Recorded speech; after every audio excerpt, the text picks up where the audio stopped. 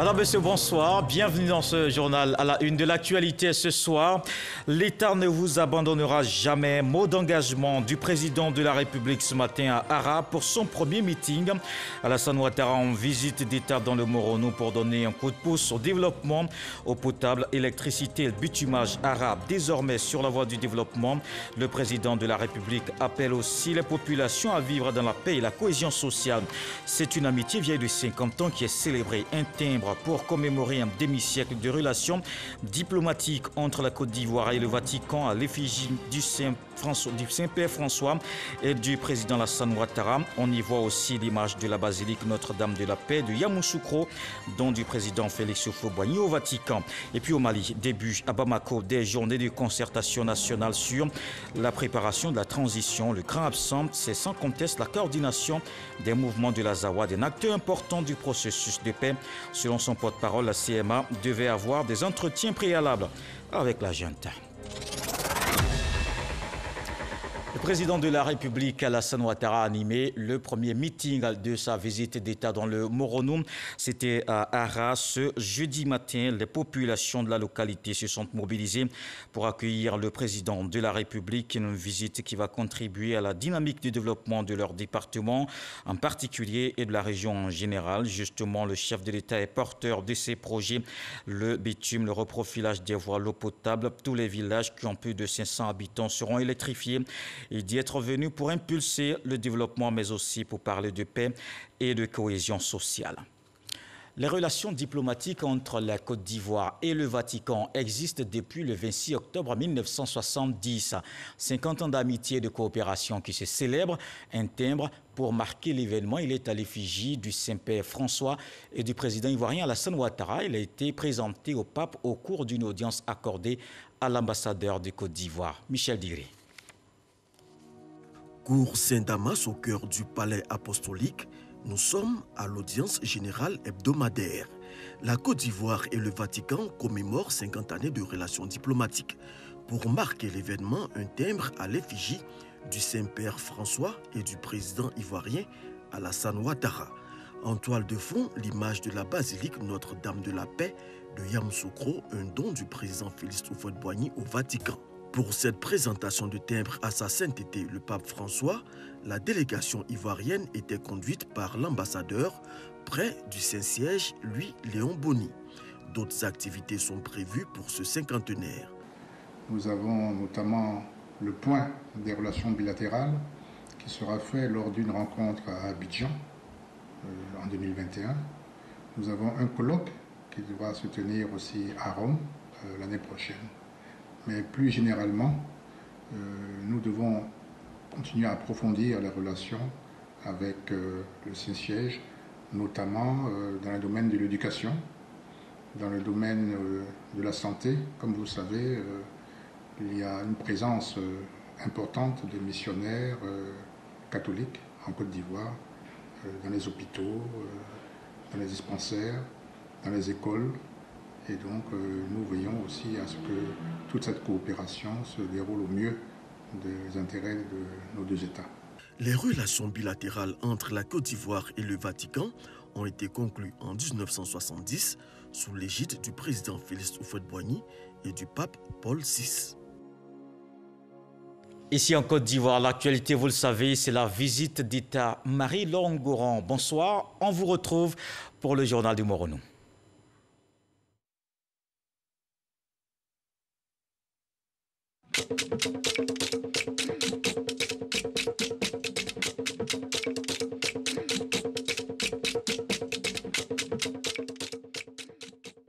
Bonsoir Kolo Klubali, bonsoir chers téléspectateurs. Le président de la République justement poursuit sa visite d'État dans le Morono. Il a animé son meeting inaugural ce matin dans le département d'Ara.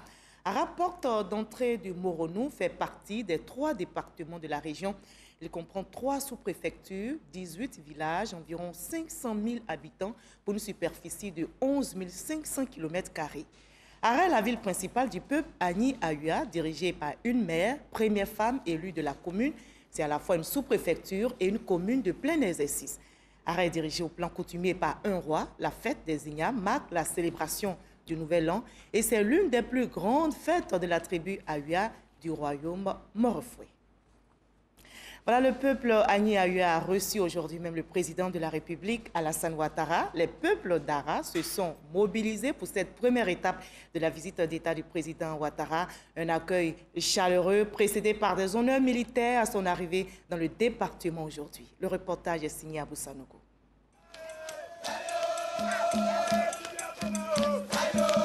C'était l'effervescence ce jeudi matin à Ara, l'une des 3 préfectures de la région du Morono, qui reçoit pour la première fois de son histoire la visite d'un chef d'État en fonction. Ara a fait sa toilette pour accueillir le président de la République, Alassane Ouattara. C'était l'ambiance partout dans la ville.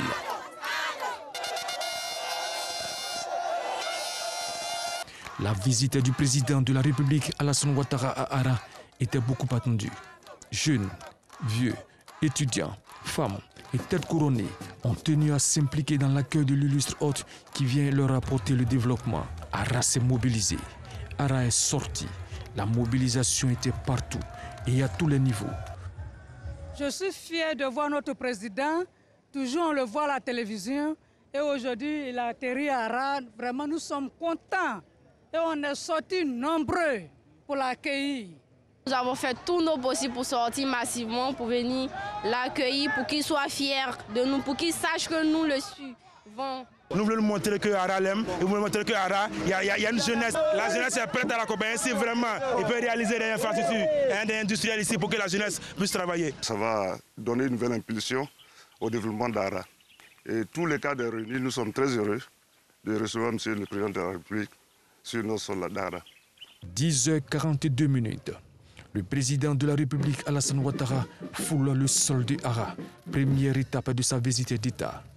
Accueilli par le Premier ministre, ministre de la Défense, Ahmed Bakayoko, les autorités locales et les membres du gouvernement, le chef de l'État a reçu les honneurs militaires.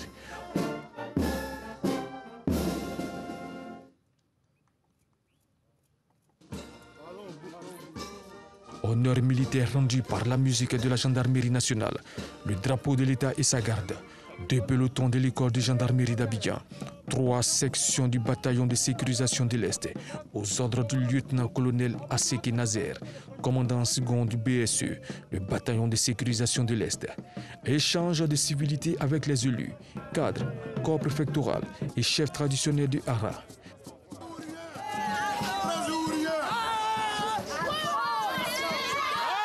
Puis, le président de la République, Alassane Ouattara, a mis le cap sur les sites affectés au meeting dans une bonne ambiance.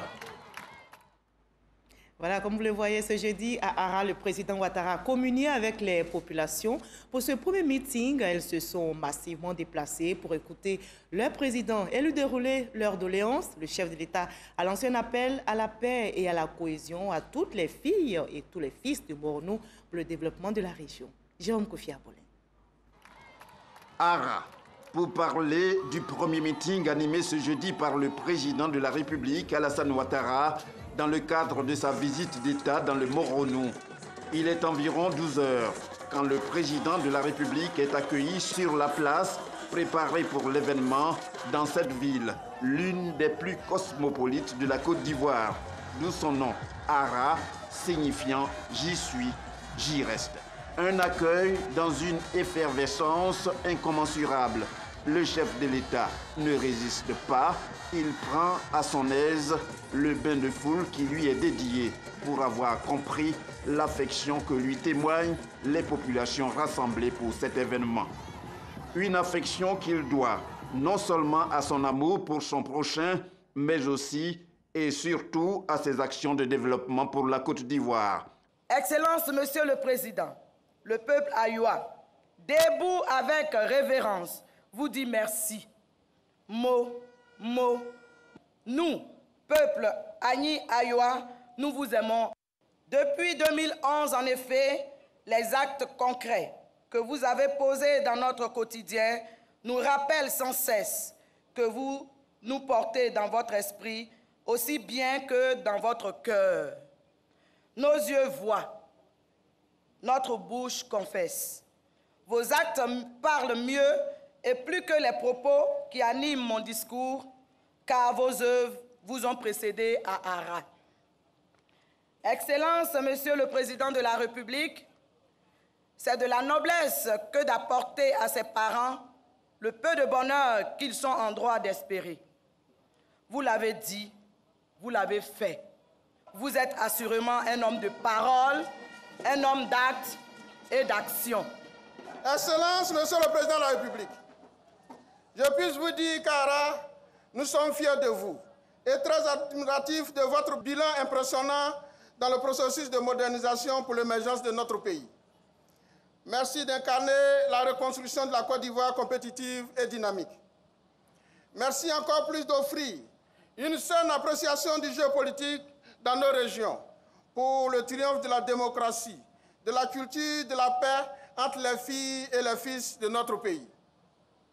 Les valeurs du vivre ensemble que vous inculquez et qui se résument en 3 mots, à savoir solidarité, action et développement, renforcent notre conviction déjà acquise que vous représentez la véritable chance de la Côte d'Ivoire. Dans son message tant attendu, le président de la République dit être là à Ara comme partout où il passe en Côte d'Ivoire pour rassurer quant à sa détermination à tout mettre en œuvre pour l'épanouissement des Ivoiriens.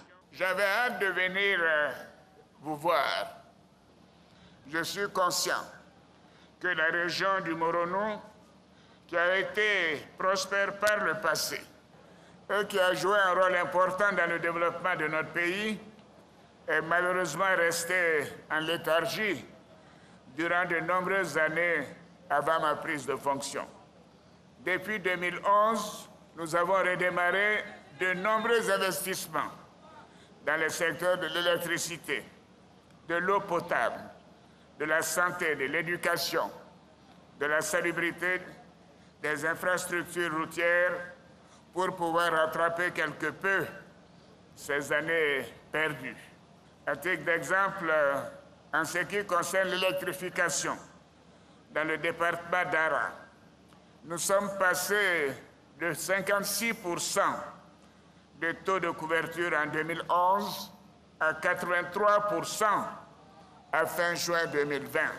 Voyez-vous, nous avons donc électrifié 5 villages de plus de 2011 à mi-2020.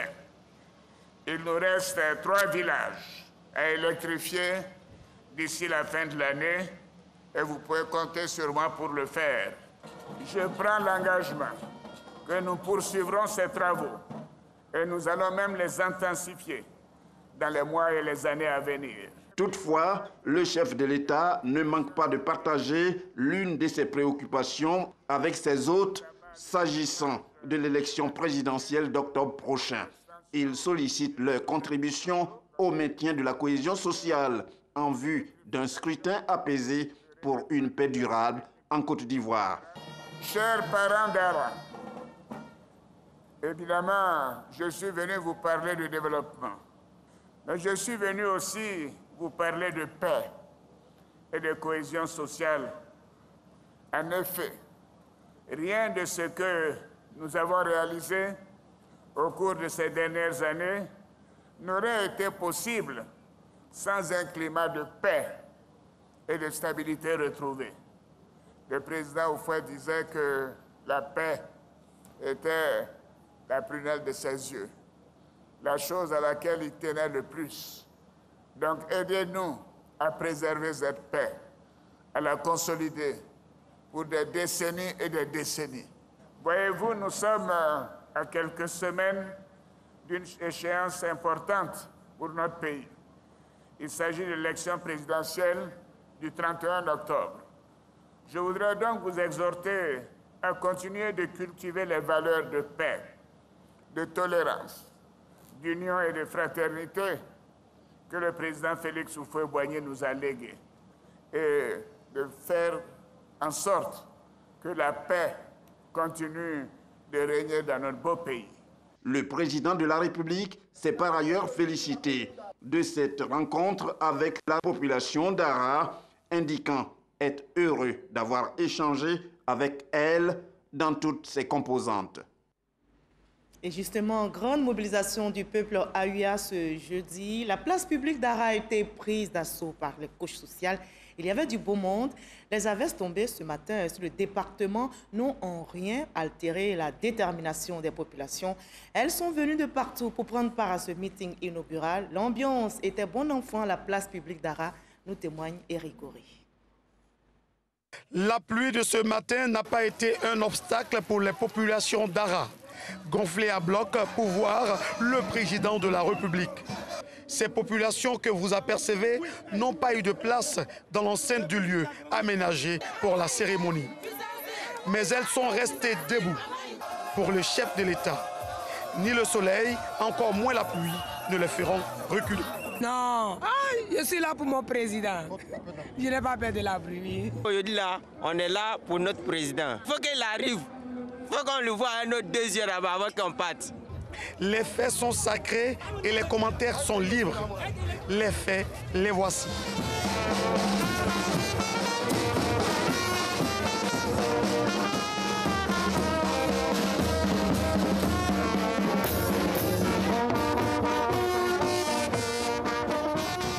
C'est devenu quelque chose d'ordinaire.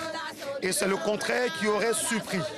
À chaque sortie du président Alassane Ouattara, c'est l'effervescence. Cette illustre personnalité impose respect et admiration. Que ce soit en tant que chef de parti politique ou président de la République, Alassane Ouattara harangue les foules. Oui, je l'aime beaucoup même. Pourquoi vous aimez le président? Je l'aime parce qu'il est réaliste. Il fait le développement de la Côte d'Ivoire. Nous sommes les témoins privilégiés de ces faits. Et l'histoire retiendra qu'un jeudi 10 septembre 2020, Alassane Ouattara a fait vibrer les populations d'Ara, localité située à plus de 200 km d'Abidjan. Nous sommes contents d'accueillir M. le Président de la République. Merci. Comme à son accoutumée, le président de tous les Ivoiriens est accueilli ici, en héros.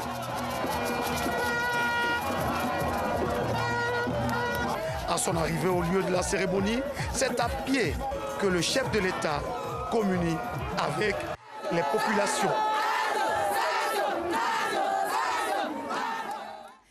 De la joie, de l'émotion, ce tout premier meeting du chef de l'État Alassane Ouattara dans le Moronou était un moment d'intense communion que les populations n'ont pas voulu se faire raconter. Notre reporter Alexis Ouedraogo nous replonge maintenant dans cette ambiance de gaieté vécue à la place publique d'Ara aujourd'hui.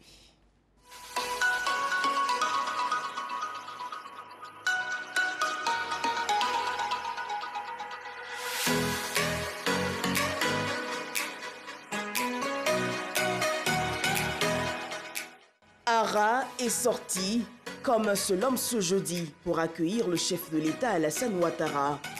Pour cette 30e visite d'État, la toute première dans la région, Ara répond présent dans toute sa diversité. Femmes, jeunes, hommes, artistes, pure tradition du peuple morofouet exprimée sur cette place publique.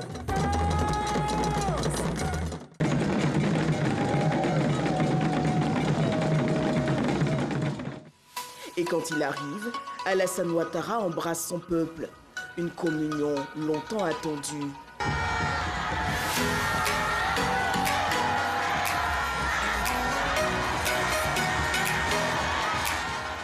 Les engagements pour le développement de la région dans sa bouche réjouissent et rassurent. Les populations le scandent tout haut. Quand il le dit, il le fait.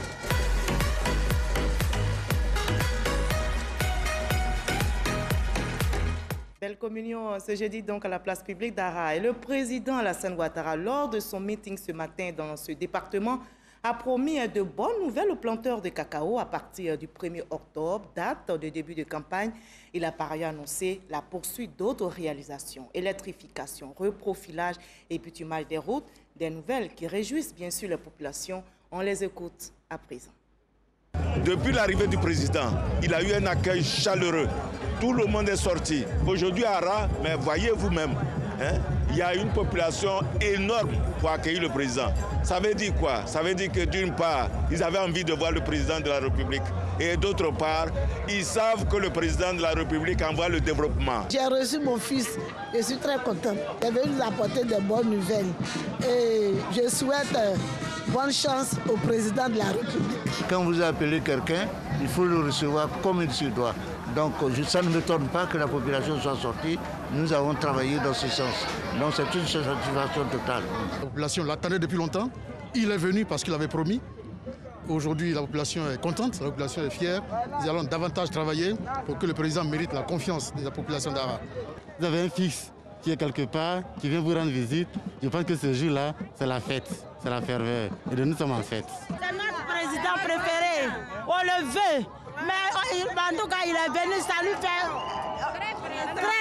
on est très contente. Mais lui, la commerçante, on n'est pas trop contente. Parce qu'on n'a pas eu notre véhicule pour transporter nos produits vivriers. Donc c'est ça on attend. Si demain, la première dame nous offre ça, vraiment, on sera très content de lui.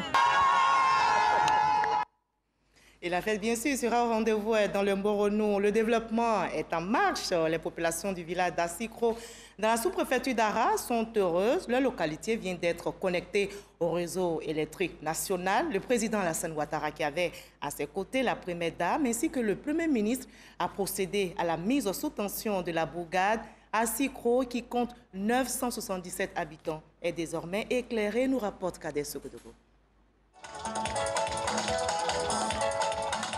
À Sikro, nous sommes dans la sous-préfecture de Ara. Ce jeudi 10 septembre 2020, l'heure est à la fête. Assikro s'apprête à accueillir le couple présidentiel.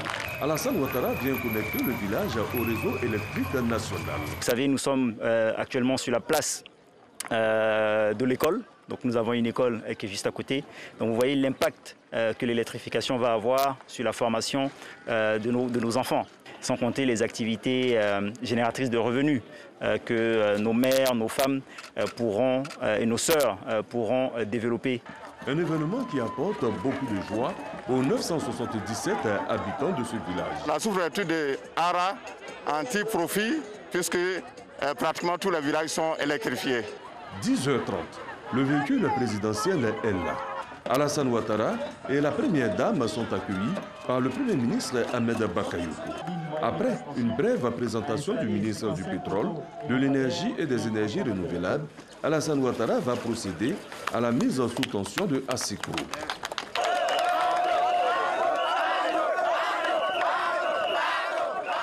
Ce chef de famille, lui, n'oubliera pas de sitôt cette journée. Première bonne nouvelle. C'est en compagnie du président de la République qu'il va mettre en marche son compteur électrique. Deuxième bonne nouvelle, sa consommation de courant sera aux frais de Alassane Ouattara. Troisième bonne nouvelle, il reçoit une enveloppe, une des plus consistantes, une de celles-là qui vous rappelle que la vie peut être vue autrement. Un geste de la première dame qui va lui permettre de scolariser sa progéniture.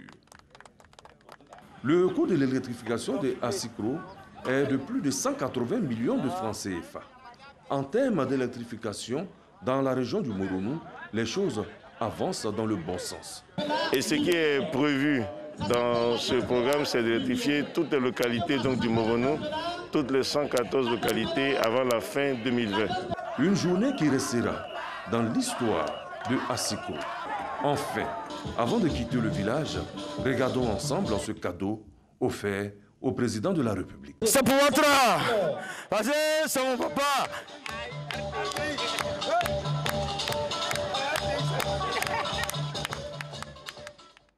Voilà, journée bien comblée pour le président de la République. Meeting à Ara, mise sous tension du village d'Assikro. Le président Alassane Ouattara a échangé également ce jeudi avec les élus et cadres, chefs traditionnels et religieux du Moronou. Cette rencontre a porté sur les doléances de cette région en termes de développement. Le chef de l'État a aussi rassuré de sa volonté de maintenir la paix et la cohésion sociale partout en Côte d'Ivoire. Des routes reprofilées, bitumées pour donner fière allure au Moronou et attirer des investisseurs pour booster le développement. Les acteurs du secteur de l'hôtellerie investissent justement dans la région. Ils participent à l'essor du tourisme dans le Moronou. Le ministre du Tourisme et des Loisirs, Siandou Fofana, vient de leur offrir des kits sanitaires pour les soutenir en cette crise sanitaire dominée par le coronavirus. Et les jeunes du Moronou ne sont pas du tout oubliés. Ils sont au programme de cette visite d'État. Bongouanou a abrité hier le lancement de la phase 3 du projet Agir. 400 jeunes ont reçu leur chèque. Au total, 180 millions de francs CFA leur ont été remis pour le financement de leur projet. Nous rapporte Eugène Atoubi. L'acte est une réponse aux attentes des jeunes du Moronou. Leur empressement à accueillir le président de la République en visite d'État dans cette région y trouve son explication. 400 jeunes issus des villages et sous-préfectures bénéficient de 180 millions de francs CFA pour le financement de divers projets. Chacun selon l'activité qu'il aura à mener reçoit son chèque. Comme en bénéficieront d'autres jeunes en Côte d'Ivoire, dans le cadre de la phase 3 du projet Agir pour les jeunes, projet lancé à Bongouanou à la faveur de la visite d'État du président Alassane Ouattara dans le Moronou. Je remercie le gouvernement d'avoir pensé à nous, les jeunes, pour que demain on soit autonome grâce à l'agence à emploi jeune. Je fais mon restaurant, en tout cas. Franchement, je vais travailler au fond. Je vais bien travailler pour pouvoir rembourser pour que les autres jeunes aussi puissent bénéficier d'Agir. Théophile Awandoli, inspecteur général d'État, exhorte les jeunes à faire preuve de courage pour le développement et la pérennité de leur activité. Le projet Agir pour les jeunes, une opportunité, indique le ministre Mamadou Touré. Ce projet, ajoute-t-il, donne à cette frange de la population les moyens de son autonomisation. Dans cette optique, 321 jeunes auparavant ont bénéficié d'un financement, ce qui porte la part allouée à la jeunesse du Moronou Agir 2 et Agir 3 cumulés à environ 317 460 000 CFA. En plus donc de ces 317 millions, c'est 20 800 000 francs CFA qui ont pu être distribués donc aux acteurs du secteur informel ici dans le Moronou. Ça, ce sont les perspectives au niveau du fonds d'appui au secteur informel qui n'a rien à voir avec les ressources donc, qui sont mises à la disposition des jeunes pour agir pour les jeunes. Outre le projet Agir pour les jeunes, la région du Moronou bénéficie du fonds d'appui aux acteurs du secteur informel FASI. 20 800 000 francs CFA y ont été distribués. C'est un des bénéfices que la région du Moronou inscrit au rang de ses nombreuses attentes. Je rappelle que la région du Moronou comprend 3 départements dont Mbato. Après Aradon ce matin, le président de la République mettra le cap demain vendredi sur le département de Mbato où il animera son 2e meeting de cette visite d'État. Mbato est une localité essentiellement agricole et regorge de fortes potentialités économiques.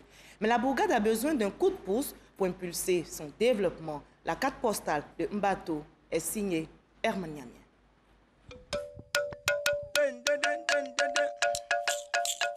Avec une population d'environ 35 000 habitants, Mbato fait partie des 3 départements de la région du Moronou. Distant de 25 km du chef-lieu des régions Bongouanou, Mbato est peuplé par les Agni Morofoué qui vivent en parfaite harmonie avec les allogènes Baoulé, Sénoufo et Maléké, ainsi que les communautés frères de la CEDEAO. La ville de Mbato a aussi connu le miracle ivoirien des années 60-70. À cette époque de la dynamique économique de la Côte d'Ivoire, Mbato faisait partie du cercle de la boucle du cacao. Région essentiellement agricole, outre le binôme café-cacao, on y produit également le palmier à huile et l'EVA.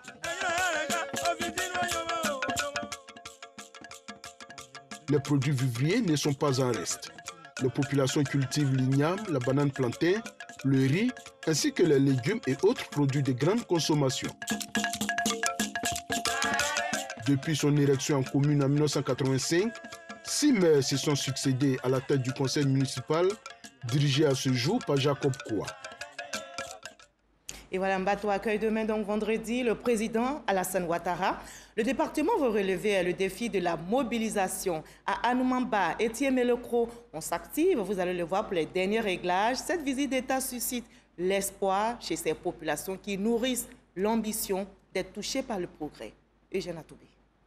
À l'entrée de la ville de Mbato, les automobilistes sont sommés de quitter la route bitumée, emprunter une déviation pour ensuite reprendre la voie normale qui conduit en ville. C'est en cet endroit qu'est dressé l'Arc de Triomphe. Le département de Mbato va accueillir le président de la République. Nous sommes auprès des autorités. À chaque travaux, ils nous appellent, on veut les aider. La jeunesse a besoin d'entreprendre, avoir un fonds, afin que la jeunesse puisse se prendre en charge.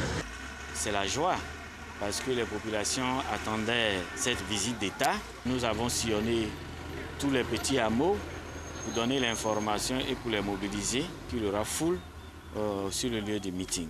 À Mbato, l'un des 3 départements qui composent la région du Moronou, on organise la visite du président Alassane Ouattara dans un esprit de saine concurrence pour être en tête de la mobilisation devant Ara et Bongouanou. Les villages et sous-préfectures de Mbato, notamment Anoumamba et Timilokro, dont l'accès est devenu très facile grâce au reprofilage des voies qui mènent dans ces localités, y apportent leur contribution grâce aux transporteurs qui se sont portés volontiers pour mettre à disposition leurs véhicules. La route précède le développement, dit-on. Aussi, filles, fils et le cadre s'impliquent-ils profondément de cette visite dans le Moronou du président Alassane Ouattara, objet de toute leur attention. Nous les femmes, nous travaillons beaucoup la terre, donc on a besoin des unités de transformation pour vendre en dehors même de la Côte d'Ivoire, que le président nous aide en nous ouvrant les routes de proximité pour qu'on puisse évacuer nos marchandises rapidement sur Abidjan, pour que les femmes de Mbato puissent se prendre en charge. Nous avons actuellement plus de 2000 personnes mobilisées pour aller à Mbato. Nous attendons surtout que nos problèmes de route soient résolus. Et parce que les transporteurs refusent de faire le trajet, les femmes qui ont les produits vivriers qu'elles produisent en grande quantité ont du mal à les écouler. Il en est de même donc pour les produits de rente. Et donc pour nous, cette visite-là, si elle peut permettre donc au président de la République de connaître nos réalités en matière de route en priorité, et c'est vraiment l'attente première de nos populations. Timilokro et Anoumamba, 2 vieilles sous-préfectures gagnées par la léthargie et pourtant greniers du département de Mbato. Ces 2 localités s'emploient aujourd'hui à relever tous les défis qui se posent à elles. Ces défis nombreux du reste constituent le chapelet de besoins qui sera présenté au président de la République sur le ton consacré à la supplication. Voilà, le président de la République arrive demain donc en Mbato et nous sommes en compagnie justement du maire de cette commune, Monsieur Kwame Koua Jacob. Vous êtes avec nous. Bonsoir, monsieur Bonsoir, le maire. madame. Alors, le président de la République est depuis 48 heures dans le Moronou. C'est l'avant-dernière visite d'État qu'il effectue dans votre région, le Moronou. En tant que maire de Mbato et fils du Moronou, comment vous appréciez cet acte du chef de l'État? Il faut dire que c'est un acte salvateur. Le président de la République arrive enfin dans le Moronou. Il faut dire que c'est la chance qui arrive. Et donc, en tant que maire, en tant qu'homme politique, il faudra que nous saisissions cette chance. Cette chance-là s'appelle le développement. Nous avons pratiquement rompu avec le développement il y a un peu plus de 30 ans. Nous sommes, comme l'a dit votre collègue, l'a dit que Mbato, Anoumamba, Tiemlekro connaissent la léthargie. C'est vraiment triste parce que nous vivons de souvenirs. La boucle du cacao, la première boucle du cacao avec le Sika Boutou et j'en passe. Aujourd'hui, c'est pratiquement la paupérisation que nous connaissons. Alors l'arrivée du président est pour nous une chance. D'accord, une chance donc que vous allez saisir demain. Évidemment, nous allons animer un meeting dans votre département, dans la ville donc de Mbato, dans votre commune. Dites-nous donc, à moins de 24 heures de cette venue dans votre commune, où en êtes-vous avec les préparatifs? Il faut dire que nous nous sommes organisés. Il y a la commission transport, il y a la commission mobilisation, pour ne citer que ces 2 commissions. Il faut dire que là, nous sommes fin prêts pour recevoir le président de la République. Nous aurons ainsi l'occasion de lui dire nos attentes. Et pour parler d'attentes, au niveau de Mbato, nous avons besoin d'un bloc opératoire. Avoir un bloc opératoire va nous amener à lutter contre la pauvreté. Parce que, madame, figurez-vous que lorsque vous avez une personne qui doit subir une intervention chirurgicale, et si cette personne doit venir à Bongouanou ou aller à Dimbokro, c'est vraiment une forte somme d'argent qu'ils vont dépenser. Or, si nous avons le bloc opératoire sur place, vous comprenez que nous pouvons en faire l'économie. Ensuite, Mbato est une zone enclavée. C'est ce qui ralentit d'ailleurs son développement. Avec l'arrivée du président de la République, nous, en bateau, nous pensons goudron. Nous voulons goudron, madame. Pour nous, nous mangeons goudron. Nous en avons besoin à tel point que nous lui demanderons, monsieur le président, Mbato Assara a besoin d'être bitumé. Mbato Tiemeleko a besoin d'être bitumé. Mbato Anomamba aussi a besoin d'être bitumé pour être gagné par le développement. Parce que, madame, le faisant, nos populations vont connaître ainsi la prospérité et la richesse. Imaginez-vous, la voie Mbato Anomamba nous rapproche davantage d'Abidjan. Et nous serons seulement à 165 km d'Abidjan. Or, si nous devons faire le grand tour, madame, c'est énorme. Et ensuite, cette voie-là va permettre aux vendeuses de bananes de pouvoir ainsi placer leur... Et je pense que vous aurez l'occasion donc de dresser toutes ces doléances dans le livre blanc que vous allez présenter au président de la République demain. Oui. Merci, monsieur le maire, d'avoir été avec nous. Vous avez parlé de vos attentes. Vous avez parlé aussi des préparatifs. Tout est fait près du côté des bateaux. Vous attendez en tout combien de personnes? Nous attendons au moins 15 000 personnes. Mais avec tout ce que nous avons fait comme rencontre, nous irons au-delà. Pour dire au président, oui, monsieur le président, nous aussi, nous vous aimons. Et vous allez relever le défi de la mobilisation. Merci d'avoir été avec nous, monsieur Kwamekwa Jacob. Je rappelle que vous êtes le maire de Mbato. Maire de Mbato, et je vous remercie, madame. La région du Moronou est connue pour être une zone agricole. Aujourd'hui, elle veut redorer son blason de grande productrice de cacao. Mais ce nouvel élan de la cacao-culture est contrarié par l'orpaillage clandestin. Les producteurs en payent le prix et espèrent que l'orpaillage soit organisé pour la survie de l'agriculture dans le Moronou. Les cacao-culteurs à l'épreuve de l'orpaillage clandestin. C'est un dossier signé Eugène Atoubé. Fin d'après-midi dans le village de Wadikro, sous-préfecture de Bongouanou. Nous sommes dans la région du Moronou. D'ordinaire, à pareil moment, en ce mois de septembre, dans cette région, la cacao-culture est dans une phase de renaissance. L'ambiance qui règne dans les villages est celle du retour des champs. Et sur les visages des planteurs, la joie d'une bonne récolte qu'ils entrevoient. Tout le contraire cette année. L'atmosphère y est morose. Les villages de la région du Moronou respirent l'inquiétude et le désarroi de leurs paysans.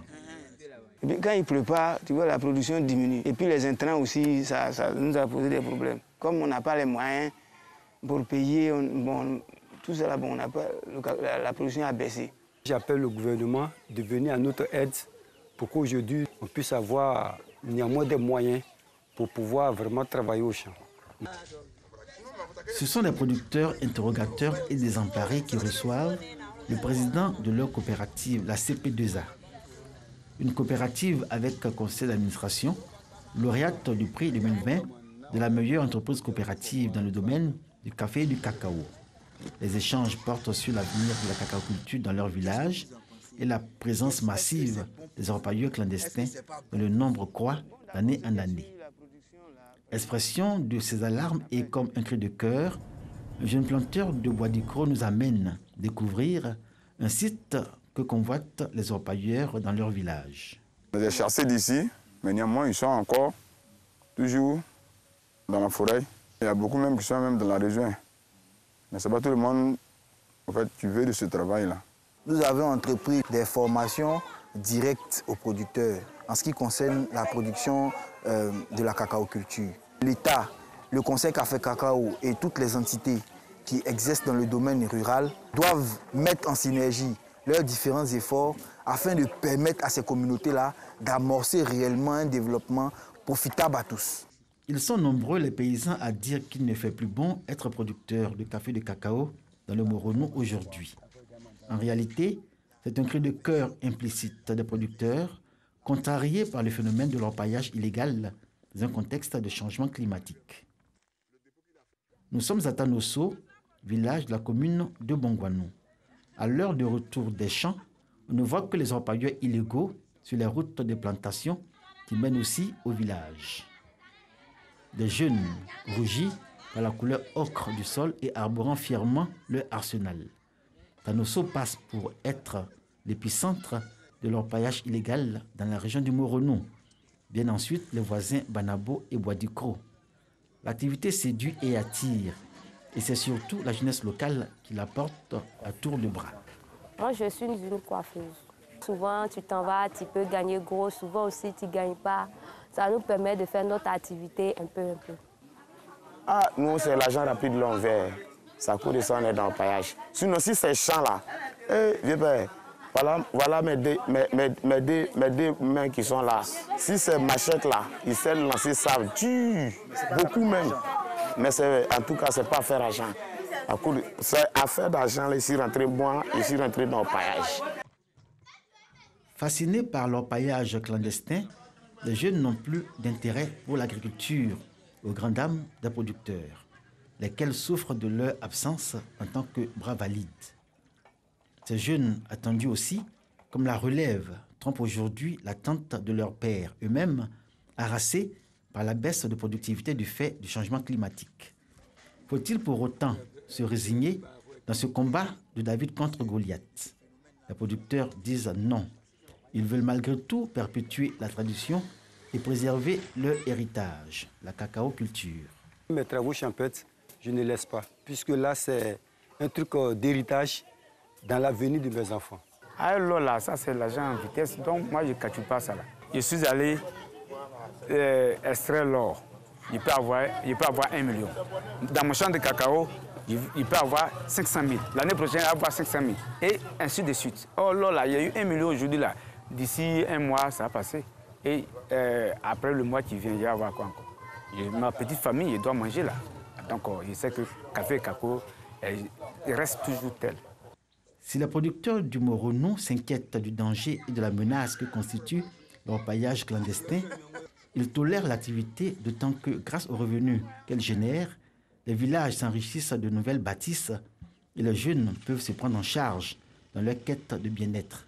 Dès le moment où leur paillage est fait de façon correcte et officielle, les différents revenus que cet orpaillage générera pourra améliorer leurs conditions de vie. Les producteurs et les populations espèrent que soit menée dans son intégralité la lutte contre l'orpaillage clandestin pour la survie de la cacaoculture dans le Moronou. Voilà, les cacaoculteurs à l'épreuve de l'orpaillage clandestin, c'était un dossier d'Eugène Atoubé.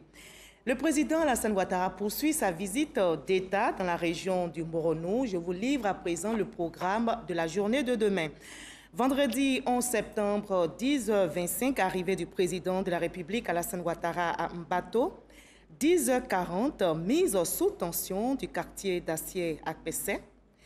10h55, meeting au complexe sportif. 16h30, remise de dons et de chèques FAFSI. 16h45, mise en service du réseau de renforcement en eau potable à Bongouanou.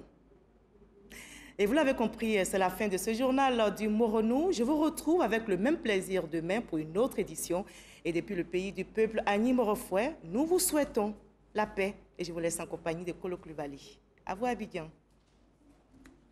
Merci Marie-Laure Ngoran. Le journal du Moronou pour ce soir, c'est donc terminé. Deuxième jour de la visite d'État du président de la République, Marie-Laure Ngoran, que vous retrouverez demain pour toute l'actualité de cette visite d'État. Ne manquez pas aussi la retransmission directe sur la RTI des différentes articulations de cette troisième journée, les plateaux et meetings.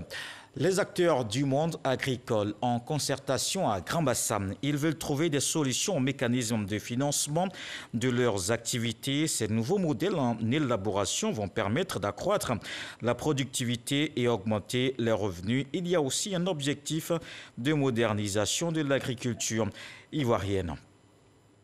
On regarde ce soir dans le secteur éducation-formation, 81,76%, c'est le taux de réussite aux examens dans les instituts de formation et d'éducation féminine. La direction de la promotion et de l'autonomisation de la femme a donné l'information ce jeudi. Patricia Omouetia. La session 2020 de l'examen de fin de formation dans les instituts de formation et d'éducation féminine IFEF a enregistré 603 candidates et candidats répartis dans les spécialités suivantes: couture adulte, couture enfant et la pâtisserie. De par ces formations, le ministère de la Femme, de la Famille et de l'Enfant accompagne la femme ivoirienne dans une vision de savoir-faire et savoir-être qui sont au cœur des missions des IFEF.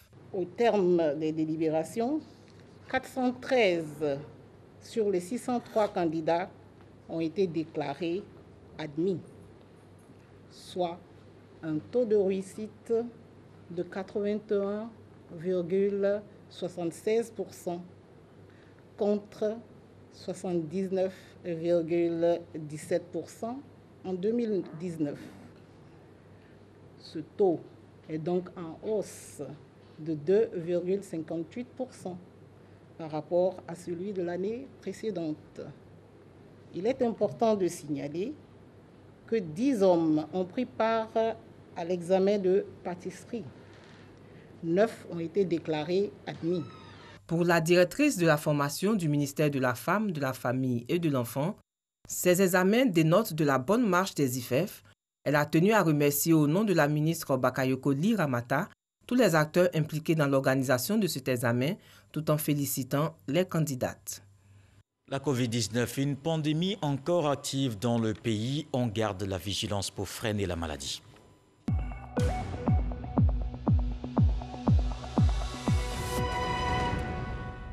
Voici les chiffres de ce jeudi. 54 nouveaux cas de Covid-19 sur 1480 échantillons prélevés, 114 guéris, pas de décès. À la date du 10 septembre, la Côte d'Ivoire compte donc 18 869 cas confirmés, 17 884 personnes guéries, 119 décès, 866 cas actifs. Le nombre total d'échantillons est de 137 921. Dans l'actualité politique, le RHDP se prépare à investir le terrain pour la présidentielle d'octobre. Le directeur exécutif rencontre les coordonnateurs régionaux. Adama Bictogo les invite déjà à mener des activités de proximité. Moussa Konaté. Le RHDP se prépare pour la pré-campagne électorale. À cette rencontre, le directeur exécutif Adama Bictogo appelle à des activités de proximité à compter du 15 septembre. Message adressé aux coordonnateurs régionaux du parti. Les coordonnateurs régionaux qui sont les premiers responsables de notre parti s'organisent pour que, à partir donc de la semaine prochaine, relativement au lendemain de l'annonce donc de la liste des candidats, que tous nos militants et que tous les Ivoiriens qui se reconnaissent dans les idéaux du RHDP et qui se reconnaissent en la personne d'Alassane Ouattara se préparent et s'organisent pour la grande victoire, la victoire éclatante de notre candidat Alassane Ouattara le 31 octobre. À 53 jours du scrutin présidentiel, le RHDP se dit prêt pour cette échéance. Tout est donc réuni pour la victoire de son candidat Alassane Ouattara. Notre parti bénéficie déjà d'un bilan économique positif. Notre parti bénéficie de la qualité de son candidat, c'est Alassane Ouattara, de son leadership. Et notre parti bénéficie surtout de son organisation. Nous avons une implantation, nous avons une couverture de l'ensemble de la Côte d'Ivoire. Nous avons un parti qui rassemble toutes les régions, toutes les ethnies et toutes les religions. Donc nous sommes l'expression même de la Côte d'Ivoire rassemblée. Et c'est pour cela que la victoire du RHDP est une évidence parce que c'est l'expression de la Côte d'Ivoire. L'élection présidentielle, c'est le 31 octobre. La campagne présidentielle s'ouvrira le 15 octobre 2020. Avec Herman Guivet, parlons de la délégation communale du RHDP de Toumoudi qui se met en ordre de bataille au centre de ses actions, l'élection à venir. Une rentrée politique organisée pour mobiliser les militants. 30 sections et 136 comités de base, ces chiffres font de Toumoudi la plus importante délégation communale RHDP de la région du Bélier. Les participants à cette rentrée politique ont salué le travail abattu par le délégué communal Théodore Niamia et son équipe. C'était en présence de la ministre Amande Goudou Kofi, cadre de la région du Bélier. Nous avons des challenges à relever. Nous avons à prouver que Toumoudi est le bastion de personne. À 2 mois des élections, nous pouvons être amenés à faire face au bruit de la minorité. Sachez que c'est vous la majorité. Vous n'avez pas, ou du moins nous n'avons pas intérêt à les suivre. Il faut toujours tempérer.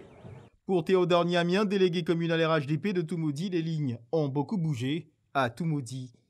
Nous allons remuer tous les coins et recoins de la commune parce que la victoire d'Alassane Ouattara dans le Bélier, ça passe d'abord par la commune de Toumoudi. Et ça sera notre responsabilité et nous entendons l'assumer sans faiblesse. La délégation communale et tous ses démembrements ont reçu les bénédictions des cadres du parti en vue de mener à bien leur mission pour la victoire du président Alassane Ouattara au soir du 31 octobre 2020. Dans le reste de l'actualité au Mali, début à Bamako des journées de concertation nationale sur la préparation de la transition. Le grand absent de ces concertations, c'est la coordination des mouvements de l'Azawad, un acteur important du processus de paix. Selon son porte-parole, la CIMA devait avoir des entretiens préalables avec la junte dans la salle du Centre international de conférence de Bamako. Il y avait le M5, le mouvement de contestation et l'imam Diko. L'ancien premier ministre malien Modibo Sidibé était également sur la table. Choguel Maïga, qui est le président du comité stratégique du M5, était absent. Pour certains, il y a désormais entre une partie du M5 et la junte le courant qui passe difficilement. Voilà qui met un terme à ce journal. Merci de l'avoir suivi. 23h. Retrouvez Marine Cognan ce soir. Le sage nous apprend qu'on ne réussit pas à étancher sa soif lorsque c'est quelqu'un d'autre qui tient la calebasse. Dieu voulant, on se retrouve demain.